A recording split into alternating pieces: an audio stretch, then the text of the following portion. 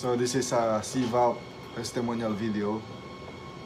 Ano yung mga masasabi ko sa Certified Voice Artist Program, yung mga nangyari sa nakalipas na 4 na linggo na training and seminar.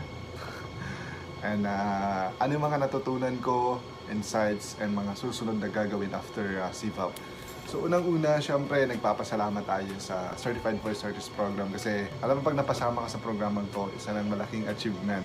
Kasi marami mga gustong sumali dito. So dahil nga sa pagiging tight yung budget, ang kakayanan, hindi katulad sa amin na kahit papaano ay nakakuha kami ng scholarship. So ano yung mga nangyari sa nakalipas na 4 na linggo? Sa 4 na linggo na yan ay nagkakaroon ng sessions, trainings, iba't ibang mga mentors, iba't ibang mga trainers yung mga nakasama natin dyan from day 1 to day 4.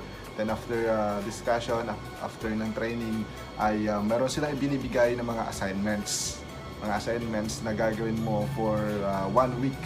Kumbaga, doon sa mga assignment na yon, doon mo i-apply mga natutunan mo during the training, di ba?